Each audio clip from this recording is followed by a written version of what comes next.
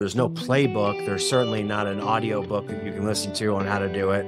And then going from player coach to just leader, you understand that there's different behavior that you have to really let your identity seek into. And you have muscle memory from the previous roles that you have to let go of. Right. So the feeling of like when you're a leader that I need to be out in the field generating revenue right now, that ingrained into you when you're an individual contributor. So not jumping on every single flight, not just getting in the car just because that's what you're used to, but actually using your critical thinking.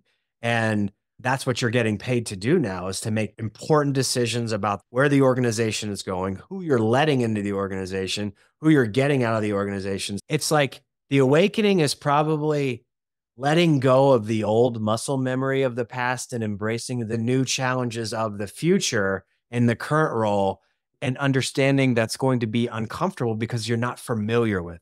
And so just with the unfamiliar situations and feelings and emotions, embracing that's good and growth, that's probably one of the biggest awakenings that I've had. It's a great insight. Many folks think what got them there is going to continue to make them successful. And I think you've demonstrated that it's not always the case. You need to develop new behaviors, new muscle memory to move into different roles. We've talked about hiring a certain type of sales rep. Maybe we call them alpha salespeople. I used to use the term killers. Those people are not easy to manage. How do your sales managers, how do you advise them to coach these top performing reps who are driven, who want to be on the top of the leaderboard? What advice do you have for other sales managers to be successful managing that type of individual?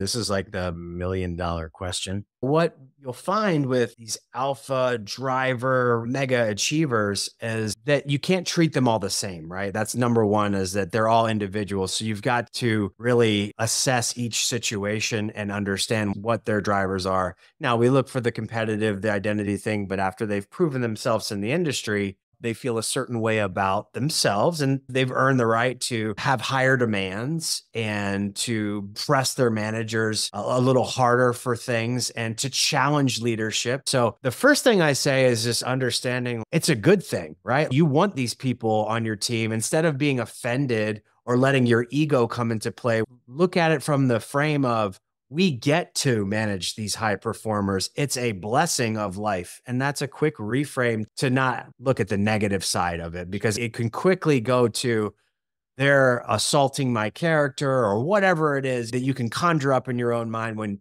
people are challenging you. And just understanding that, hey, they know they have a certain amount of leverage in terms of if I left, the company would be screwed. But it's actually, most people don't want to leave their situation. If they fire that bullet, they're not always going to use it. Now, you should be aware that if you've broken promises or the company has done things like changed a comp plan out of the blue, then you are putting people at risk, right? So it's just understanding where the heartbeat of the organization is and how to take on these people. And just know they're people just like you. You were probably once a top performer as a leader, right? You probably pressed your leadership to make changes or to take your opinions seriously. Well, along those lines, we talked about the qualities of salespeople that you hire. What qualities do you look for in sales managers to be able to effectively manage these folks?